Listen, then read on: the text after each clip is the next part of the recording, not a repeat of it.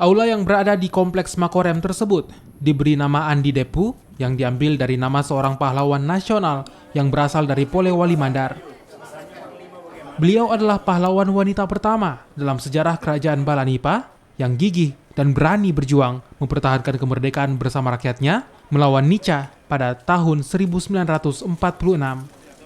Dalam perjalanan hidupnya, beliau juga dinobatkan sebagai Arayang atau Marakdia Balanipa, yaitu sebutan bagi ratu yang memimpin kerajaan, yang saat itu menjadikan istana kerajaannya sebagai markas para pejuang Republik Indonesia di Mandar.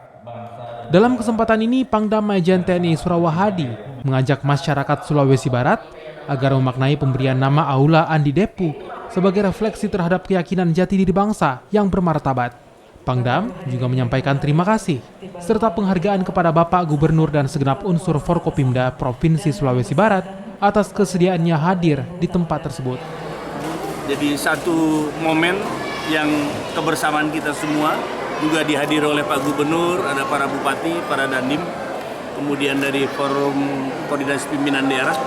Jadi kebersamaan kita dalam buka puasa sekaligus ada bantuan dari sedikit untuk anak yatim piatu dari Korem, gitu, kita sama-sama.